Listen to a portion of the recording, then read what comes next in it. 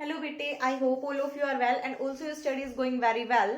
Last time हमने जो किया था बर्नौलिस प्रिंसिपल और उसकी एप्लीकेशंस पढ़ ली थी। अब उसके बाद जो बर्नौलिस प्रिंसिपल पढ़ा उसके बाद हमने पढ़ा था विस्कोसिटी। ठीक है, आज जो हम हमारा नेक्स्ट टॉपिक करेंगे वो करेंगे सरफेस टेंशन के बारे में। ठीक है, surface tension it is our next topic. अब देखो, आप लोगों ने बहुत बार देखा होगा कि अगर आपके पास कोई भी लिक्विड है, और देखा क्या होगा, जनरली वी विल कंसिडर, देखो हमारे पास जब भी कोई लिक्विड होता है तो ये जो लिक्विड होता है इसमें बहुत सारे मॉलिक्यूल्स है भाई। हर एक मॉलिक्यूल के ऊपर सभी लिक्विड के अंदर क्या लग रहे होते हैं, इंटरमोलिकुलर फोर्सेस लग रहे होते हैं। ठीक है, तो जो ये मॉलिक्यूल है, यहाँ पर कोई मॉलिक्यूल होगा तो इस पर यहाँ पर फोर्स लगेगा, इधर फोर्स लगेगा, इधर फोर्स लगेगा, इधर फोर्स लगेगा, मतलब हर डायरेक्शन में फोर्स लगेगा। और ये हर डायरेक्शन में फोर्स लगकर क्या हो जाएगा, जो इस पर टोटल फोर्स है वो कितना आ जाएगा, 0। बट ऑन द सरफेस जो है उन मॉलिक्यूल्स पर नीचे की तरफ तो फोर्स लगेगा, बट ऊपर की तरफ कोई भी फोर्स नहीं लग रहा होगा। तो इन मॉलिक्यूल्स पर क्या है, नेट डाउनवर्ड फोर्स लग रहा है। इन मॉलिक्यूल्स पर क्या लग रहा है, नेट डाउनवर्ड फोर्स एक्ट कर रहा है।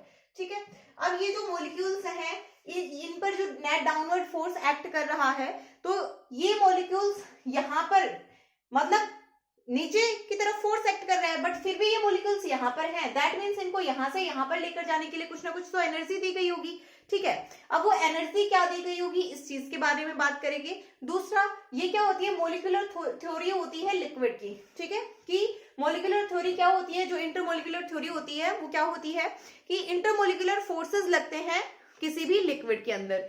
तो जो इंटरमोलिकुलर फोर्सेस लिक्विड के अंदर लगते हैं वो किस तरह से लगते हैं कि जो लिक्विड इनसाइड द मॉलिक्यूल, जो इनसाइड द लिक्विड है, वेल इनसाइड द लिक्विड है, उसके ऊपर कोई भी फोर्स नहीं लगता है। ठीक है, क्योंकि उसके ऊपर हर डायरेक्शन में कितना फोर्स लग रहा होता है, इक्वल फोर्स लग रहा होता है, और वो हर डायरेक्शन में लगने वाला फोर्स उसको क्या कर देता है, बैलेंस कर देता है। बट ऑन द सरफेस जो फोर्सेस होते हैं, जो मॉलिक्यूल्स होते हैं, उनके ऊपर अनइक्वल फोर्स लग रहा होता है और ये इसको क्या नहीं कर पाता, बैलेंस नहीं कर पाता। तो इनके ऊपर, क्योंकि इनके ऊपर की तरफ कोई फोर्स नहीं है, इसलिए इनके ऊपर क्या लगता है, नेट डाउनवर्ड फोर्स लगता है।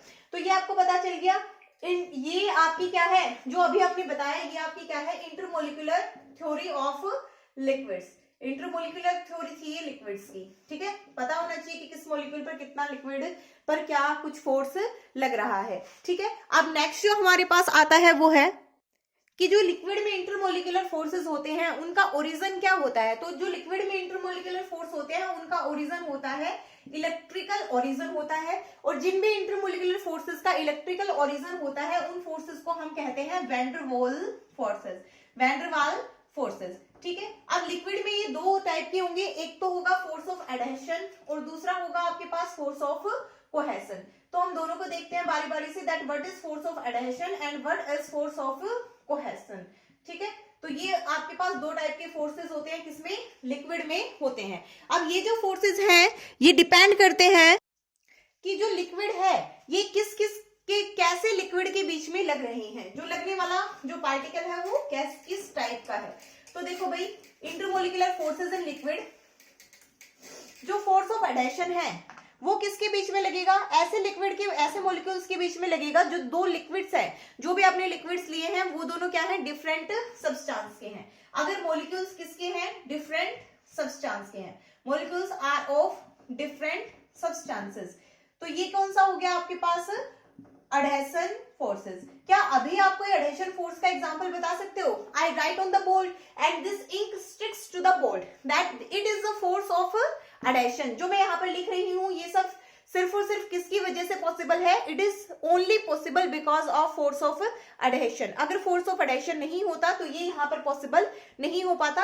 आपका यहाँ पर लिखना या आपकी नोटबुक में लिखना, ये सारी चीजें पॉसिबल नहीं हो पाती। तो अगर आपके पास कोई भी दो डिफरेंट सब्सटेंसेस हैं, उन दोनों सब्सटेंसेस के बीच में जो फोर्स लग रहा है वो आपका क्या हो जाएगा, फोर्स ऑफ एडहेशन। ठीक है, अब फोर्स ऑफ कोहेशन क्या हो जाएगा, अगर ये डिफरेंट के था तो इसमें जो मॉलिक्यूल्स होंगे, the force between the molecules of same substance.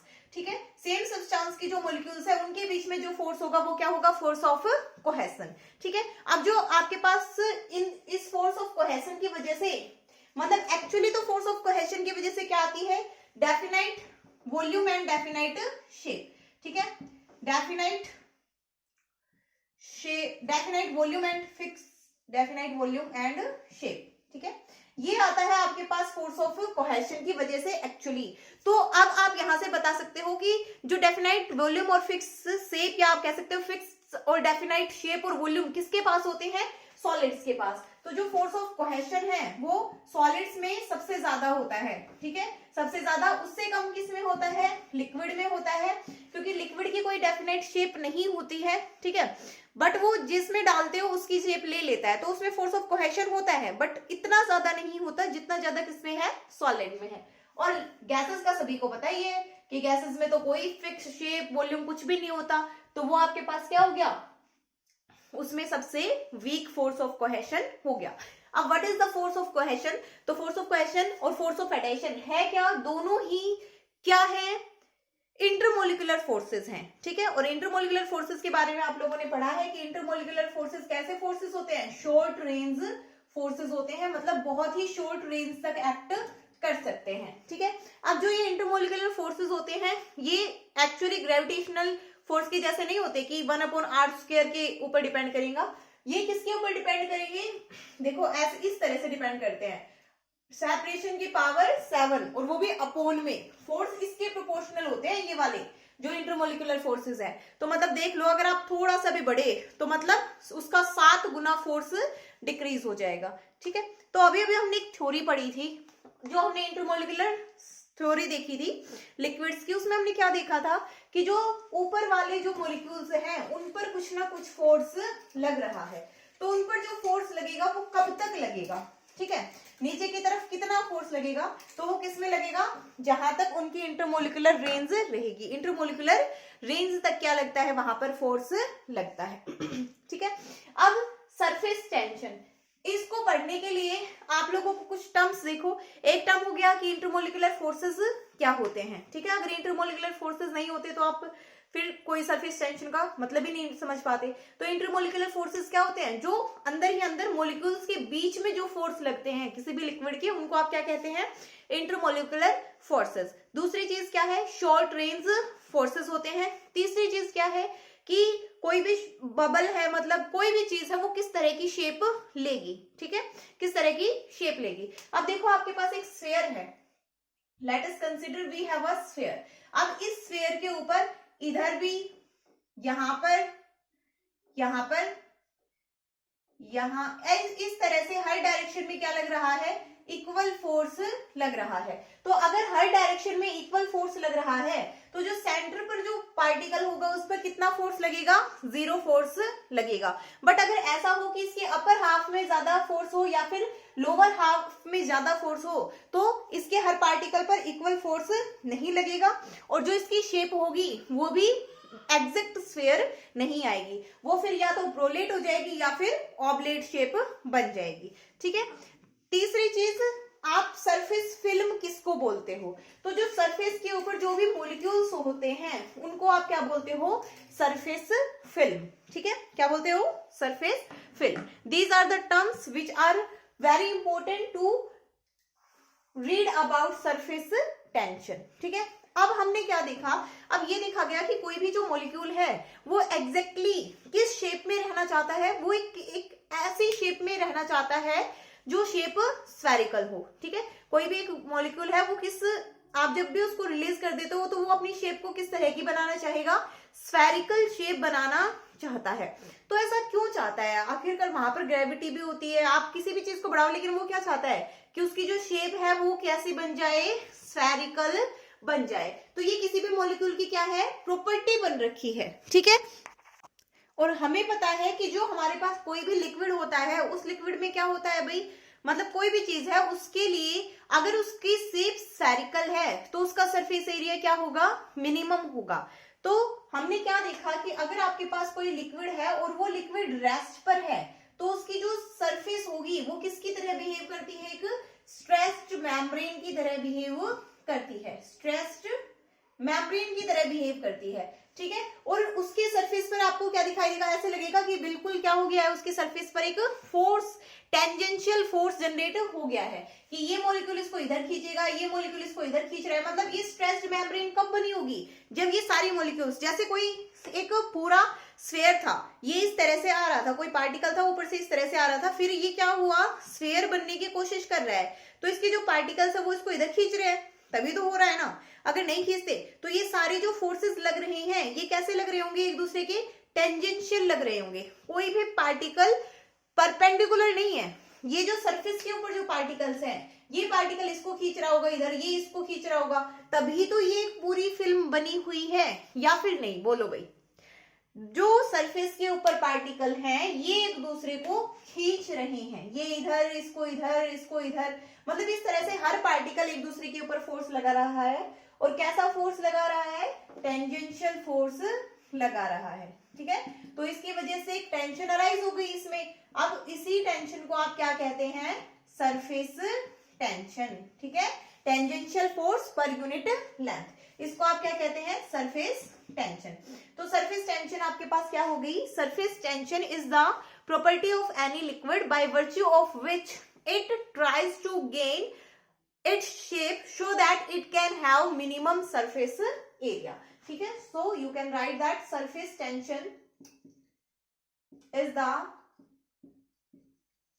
property of any liquid by virtue of which the liquid tries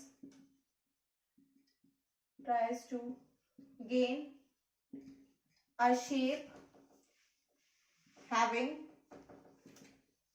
minimum surface area, ठीक है, मिनिमम सरफेस एरिया। अब ये मिनिमम सरफेस एरिया क्यों चाहता है, ठीक है, कोई भी मॉलिक्यूल है वो मिनिमम सरफेस एरिया क्यों चाहता है। तो आप सभी ने ज्योमेट्री में अच्छे से पढ़ा है, मैथ्स में, कि आपके पास कोई एक फिक्स वॉल्यूम दे दो और अगर आपको उसके लिए मिनिमम सरफेस एरिया बनाना हो तो आप क्या बना दोगे, उसकी शेप कैसे बनाओगे, sphere. For a given volume, याद है, for a given volume the minimum surface area is sphere, ठीक है। जो मिनिमम सरफेस एरिया होगा एक गिवन वॉल्यूम के लिए वो क्या, किसका होगा, स्फीयर का होता है। मैथ्स का कंसेप्ट है, you all must know about it, ठीक है। तो जैसे ही ये पार्टिकल ऊपर गया, जो सरफेस वाले पार्टिकल है वो ऊपर चले गए, अब वो ऊपर चले गए तो उनके पास क्या हो गई, पोटेंशियल एनर्जी हो गई। अब इन पार्टिकल्स के पास ज्यादा पोटेंशियल एनर्जी है इन कंपैरिजन टू नीचे वाले पार्टिकल्स, ठीक है।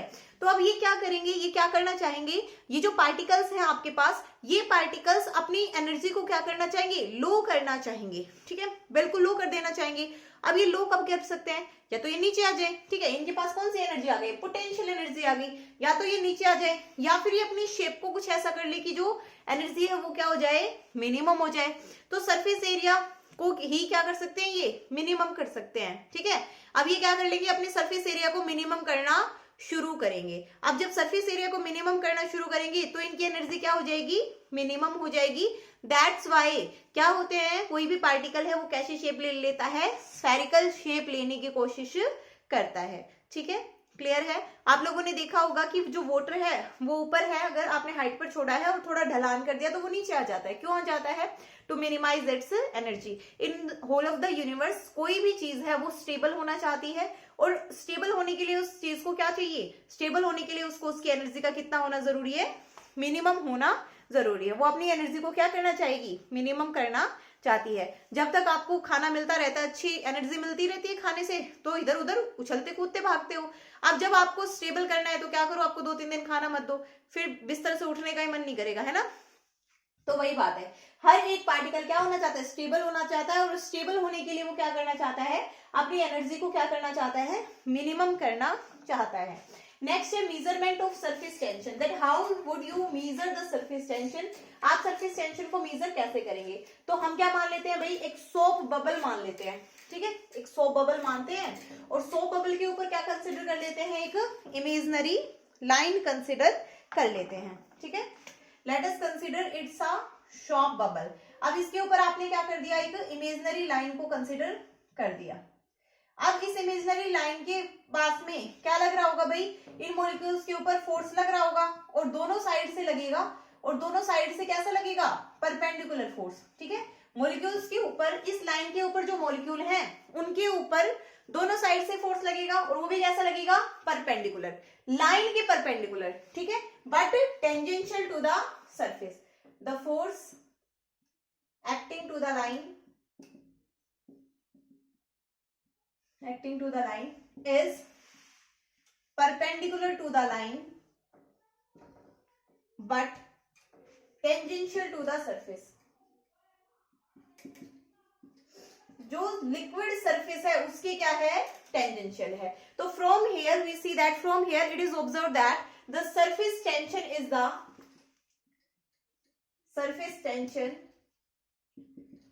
The force acting per unit length. ठीक है. तो सरफेस एरिया का क्या फॉर्मूला बन गया, एज सरफेस टेंशन हमने बोल दिया, तो ये क्या हो गया, फोर्स पर यूनिट लेंथ.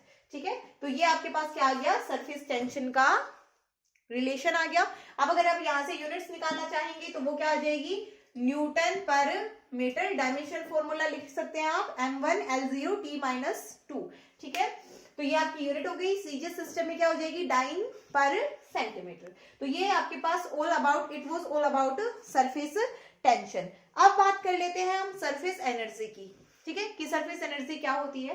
तो जो हमारे पास पार्टिकल्स थे, उन पार्टिकल्स के पास क्या था भाई, उन पार्टिकल्स के पास हमारे पास एनर्जी थी. जितने भी सरफेस वाले जो भी पार्टिकल्स हैं, उन पार्टिकल्स के पास क्या है, एनर्जी है. अब ये जो एनर्जी है वो आई कहां से, ठीक है, कहां से आई.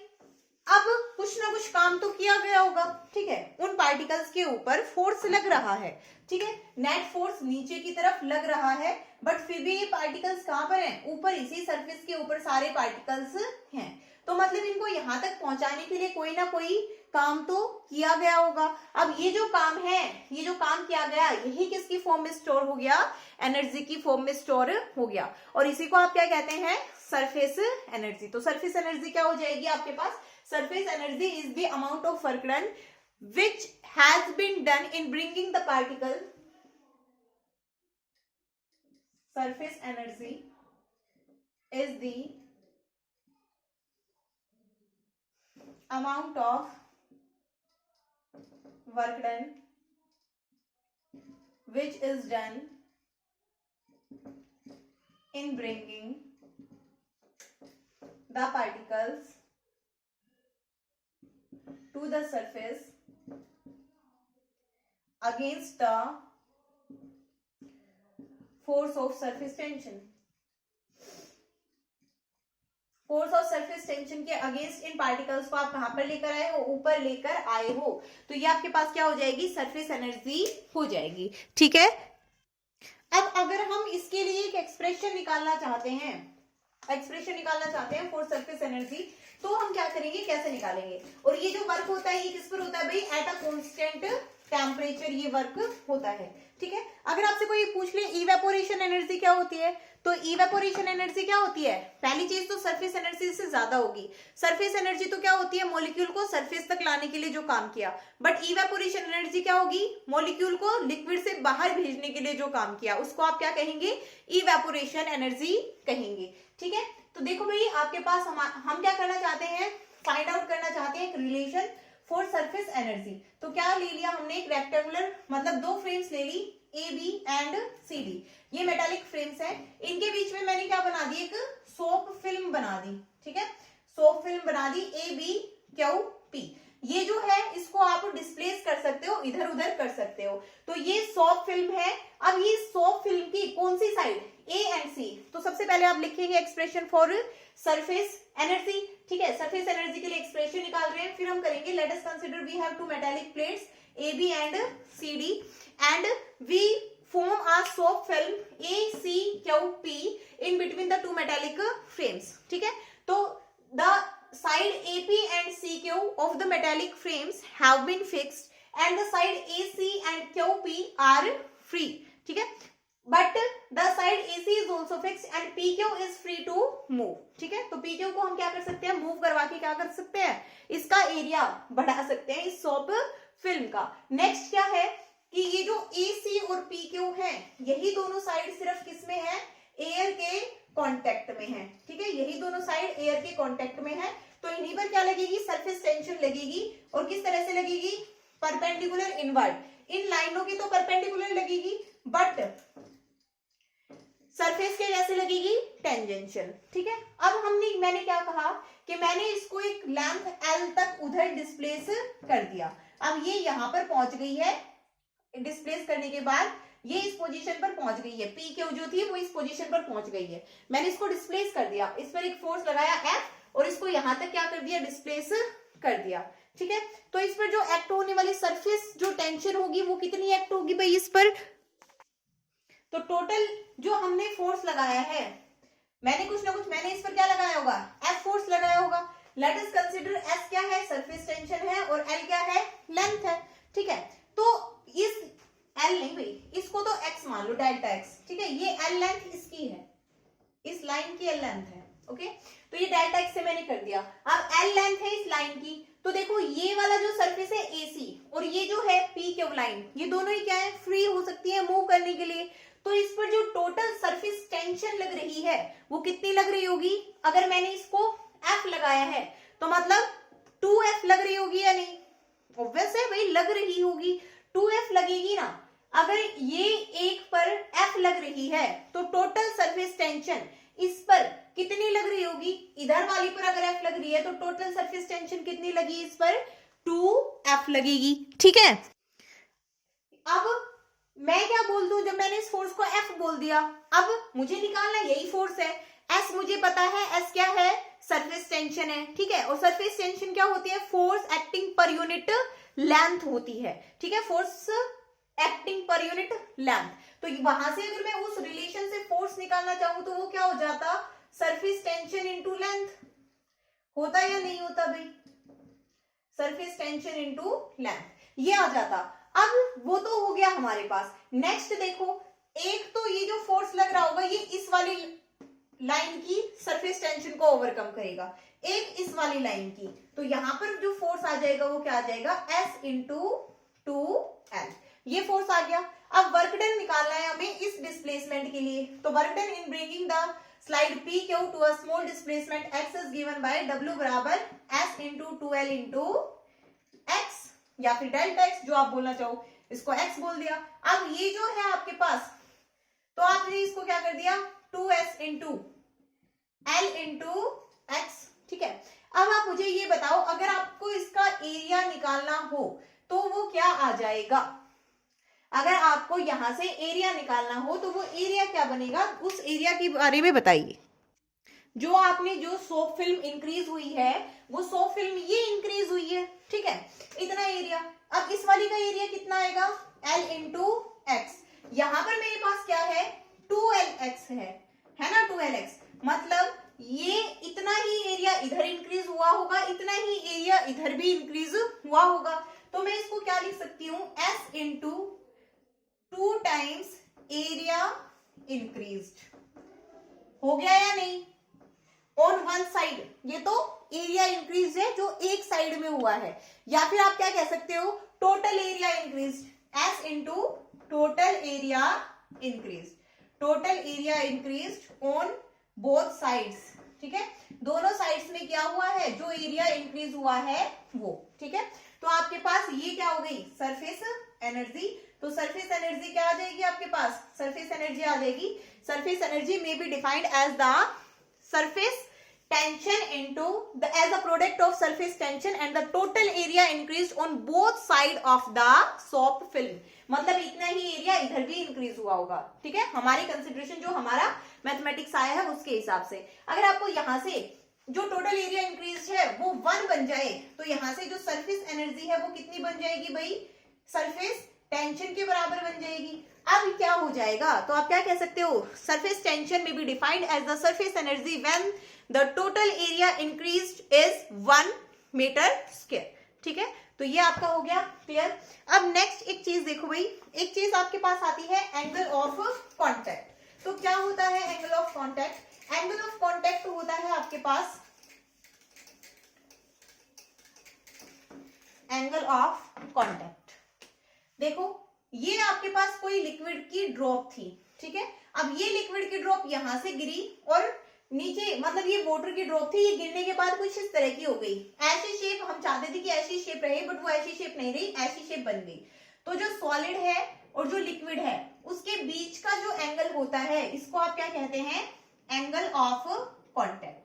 ठीक है, अब आप ये कह सकते हो कि मैडम इसके बीच में तो दो एंगल आते हैं, ठीक है, एक ये वाला भी तो है, तो आपको हमेशा कौन सा वाला एंगल लेना है, जिसके बीच में लिक्विड आ रहा हो वो वाला एंगल। ठीक है, तो ये आपके पास क्या हो गया, एंगल ऑफ कांटेक्ट हो गया, ये इधर थीटा। लेट अस कंसीडर, अब हमारे पास एक मरकरी की ड्रॉप है, तो जैसे आपने इसको गिराया तो अगर छोटी ड्रॉप है तो ये एग्जैक्टली ऐसे ही गिरेगी। अब आप इसमें एंगल ऑफ कांटेक्ट कहां से निकालेंगे, तो मैंने क्या किया, यहां पर एक टेंजेंट ड्रॉ कर दिया। अब क्या ये वाला होगा या फिर ये वाला होगा, तो देखो भाई इसमें राइट साइड वाला होगा ये, क्योंकि यहां पर क्या आ रहा है, सॉलिड और लिक्विड के बीच में क्या आना चाहिए, मतलब सॉलिड और लिक्विड के बीच में जो लाइन है उसके बीच में लिक्विड आना चाहिए। ठीक है, तो ये आपके पास क्या हो गया, हेयर यहाँ पर एंगल ऑफ कांटेक्ट।